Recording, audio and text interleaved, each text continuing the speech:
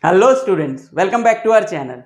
So students, in last lecture we have seen what are complex numbers, how we can add, subtract, multiply and divide complex numbers, how we can change a complex number to its standard form, like everything related to complex numbers we studied in the last lecture. But in this lecture we are going to study more things about complex numbers, and out of those the most important is the polar representation of complex number. So let us see the polar representation of a complex number, but before starting that we have to discuss 2-3 terms which we will use in polar representation of complex numbers. First is the modulus of a complex number.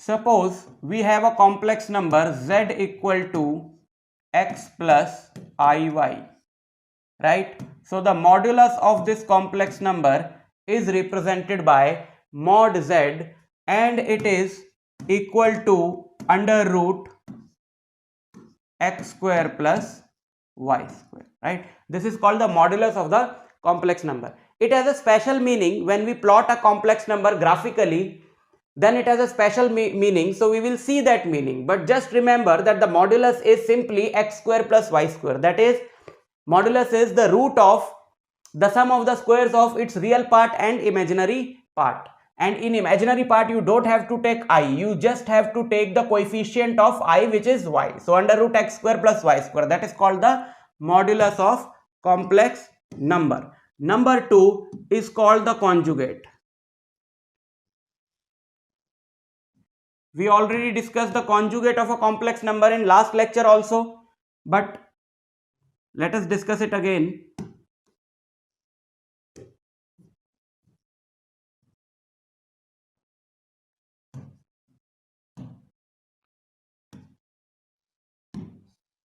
Conjugate of a complex number. Suppose this is the complex number x plus iy. So conjugate of the complex number is represented by this symbol. We will put a bar on the head of the symbol of the complex number. And what is conjugate? We just have to change the sign of the imaginary part of the complex number, and this is called the conjugate of this complex number, right? Clear? So these two are called the modulus and conjugate of the complex number. Now let us come to the polar representation of complex numbers. Polar representation is what? Suppose we have a complex number z equal to x plus iy. So any complex number can be plotted graphically, and any complex number can be plotted graphically, and these x and y, that is the real part of z and the coefficient of the imaginary part, that is coefficient of I. So these two represent the x and y coordinates of a point. Now suppose we plot this point x comma y. We plot this point x comma y. Means if the complex number is 2 plus 3i, then we are talking about the point 2 comma 3. If the complex number is 2 plus 3i, we are talking about the point 2 comma 3. So let us plot this point x comma y. Let us say that this point is here, right? If you join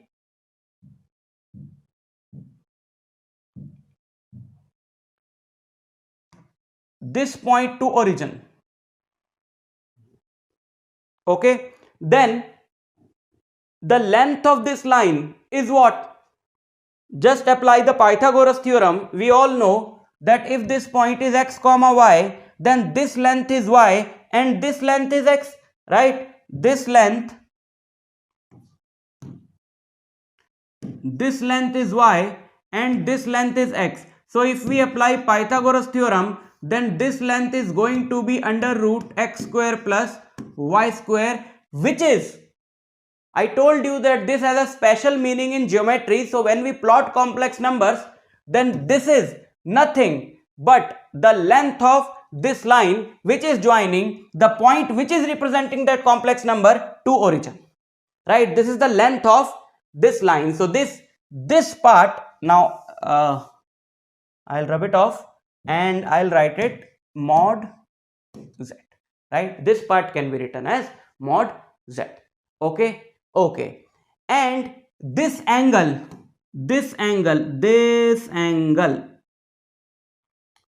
of this line with the x-axis measured in anti-clockwise sense, this is represented by theta, and this is called argument of the complex number represented by ARG bracket name of the complex number which is z. So argument of z is theta, right? Okay, so we will see all this in details, but we can write it in this form. The value of x can be what? We can write x by mod z is nothing but base upon hypotenuse, and that is cos theta. So x by mod z can be written as cos theta, which gives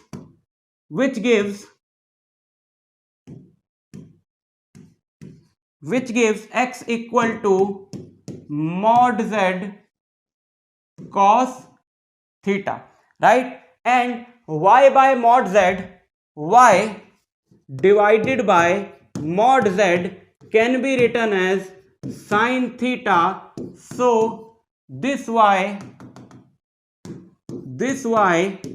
is mod z sin theta, right?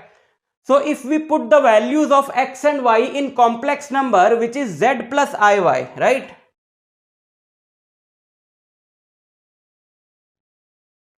So what z becomes? Z equal not mod z.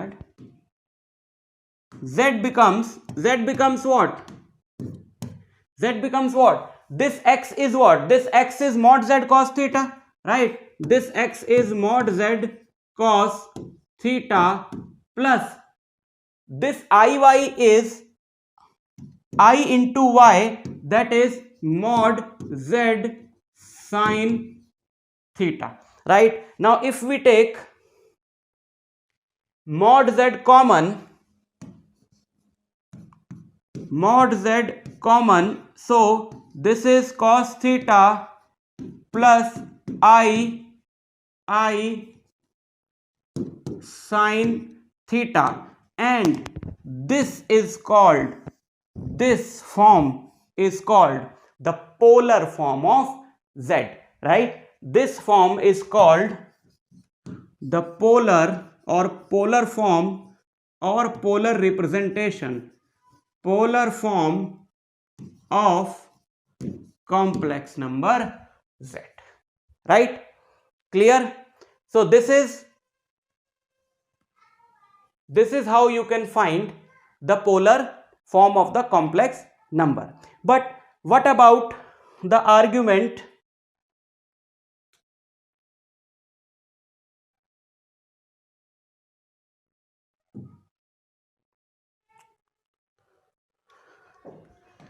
The value of argument.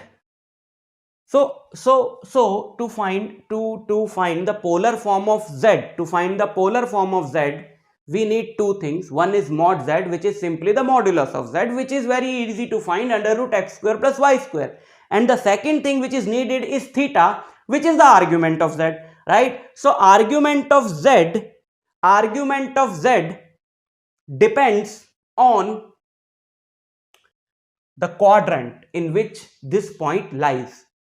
These x and y can have any sign. So it is not necessary that x comma y will always lie in the first quadrant.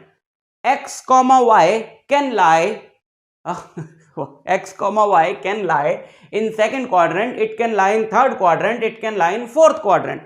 So based on the quadrant, we will see how we can find the value of the argument. If it is first quadrant, first quadrant,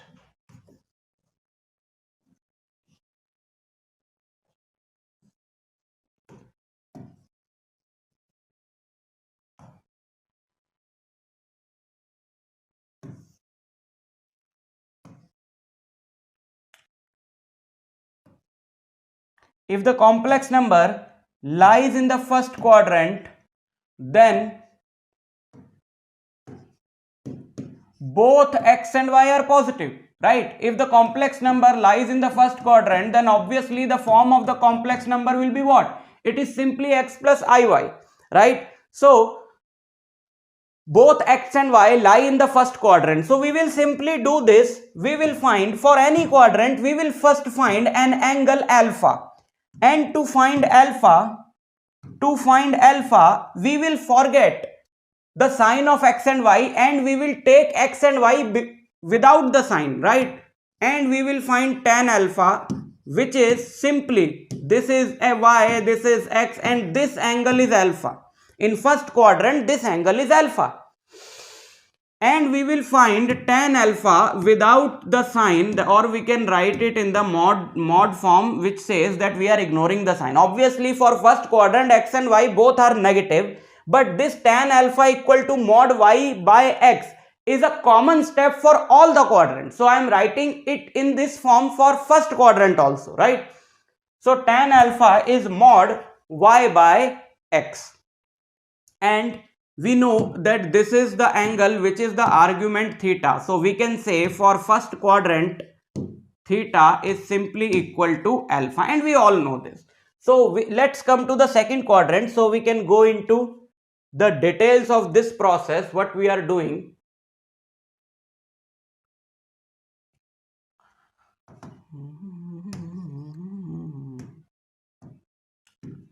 So theta is simply alpha.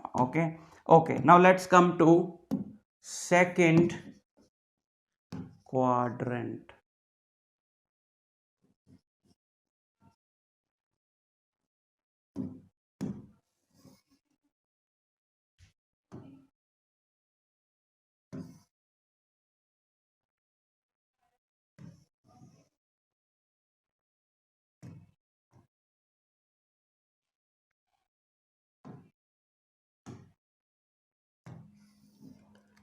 If the point lies in the second quadrant, then the form of the complex number will be what? In second quadrant, we know that the x is negative and y is positive. So the form of complex number is minus x plus I y. Form of the complex number is minus x plus I y. So this is our point, minus x comma y. But if we find tan alpha, which is mod y by mod x, that means we are ignoring the negative sign of x, right? So if you will find tan alpha mod x by mod y, then which angle is going to come from this? Obviously this angle, right? This angle alpha, because mod y by mod x equal to tan alpha is obviously going to give you this angle. But now here comes the main part. What is the argument? Argument is simply the angle which is formed by this line, which is joining the point representing the complex number and the origin. The angle formed by this line with positive direction of x-axis measured in anti-clockwise sense. That is, this is the argument. It is not this that if the complex number is in second quadrant, then you start measuring argument from this. No. Argument is always this angle. So once you find the alpha, then theta is going to come like this. Obviously, if this is alpha, then theta is 180 minus alpha, and 180 is also called pi. So these are the main things. So let's put them in box. Okay. Now let's come to the third quadrant.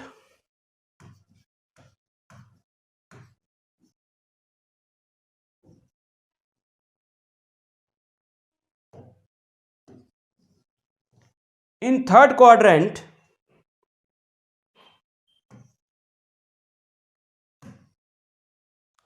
if the complex number lies in the third quadrant, then obviously the form of the complex number will be this, minus x minus iy, because x and y both will be negative if it lies in the third quadrant.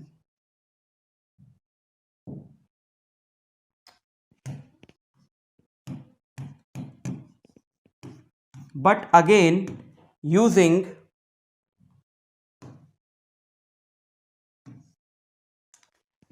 this formula, tan alpha equal to mod y by mod x, you are going to get this angle, right? You are going to get, because this is mod y, na? This is mod y and this is mod x. So tan alpha equal to mod y by mod x will give you this angle. But again, the argument is what? The argument is simply the angle measured in anti-clockwise sense from positive direction of x-axis. So this theta is the argument, and it is clear then that this theta is nothing but pi plus alpha. So in third quadrant, this argument is pi plus alpha. This argument is pi plus alpha. Clear? Okay. You can do one more thing, because if the same angle is measured in clockwise sense, then we take it as negative according to the conventions. So this theta can also be minus, you can measure it like this also, but you have to put a negative sign. So this theta can also be the negative of pi minus alpha. Both have same meaning, right? Okay. What about the fourth quadrant?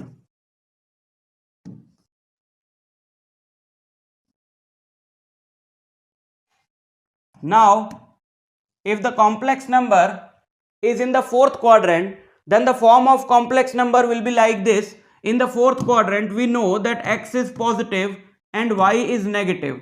So the form of complex number is z equal to x minus iy. So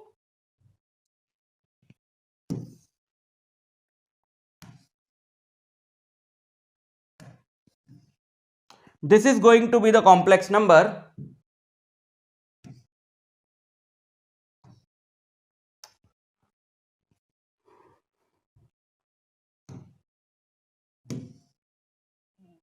This is mod x, mod y, and this is mod x, and this is x comma minus y, and this angle is alpha. Now what is theta? Theta is either this. So you can write it 2 pi minus alpha. You can write theta equal to 2 pi minus alpha, or you can write theta as, if you will measure in this sense, you can write that theta is nothing but minus alpha, right? So this is how you can find the argument. So after finding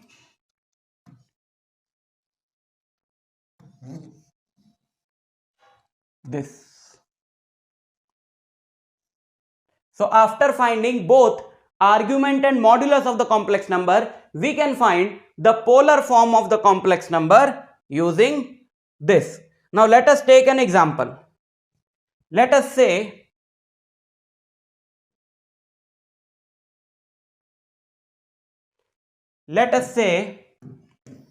we have to find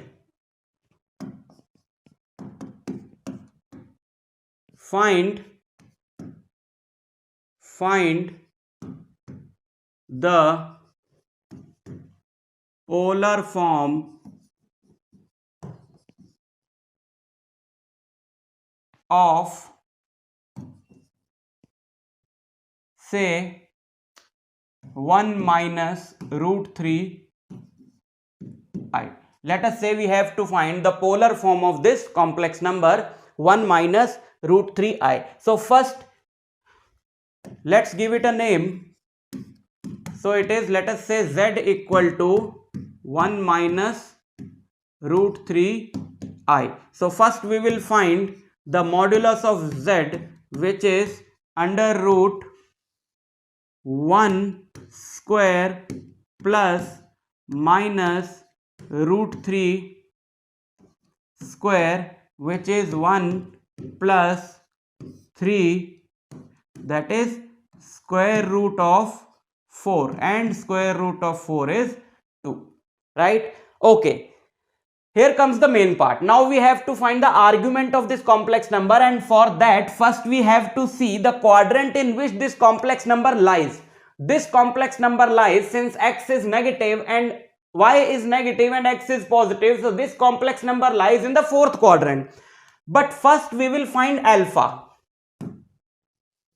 So tan alpha is mod z by mod y, that is ignore the sign of x and y and just write them without the sign. So this is root 3 by 1, which gives alpha equal to, where you have tan theta is root 3, the value of tan theta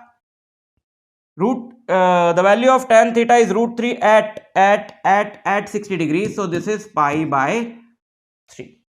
Clear? Okay. So what is the relation between theta and alpha for the fourth quadrant? Theta is equal to the negative of alpha.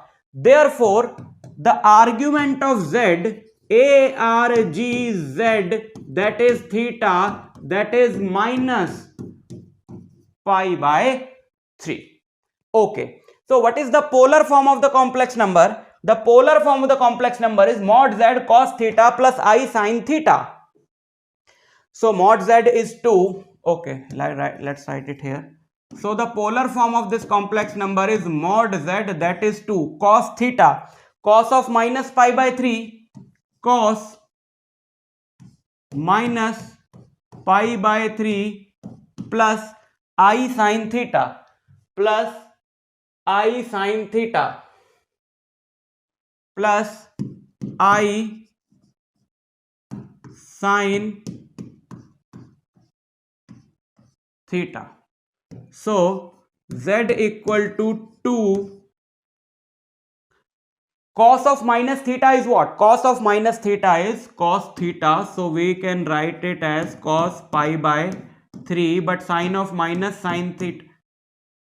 Sin of minus theta is minus sin theta. So minus bahar aa gaya. So it is minus I sin pi by 3. And this is the polar form of this complex number, right?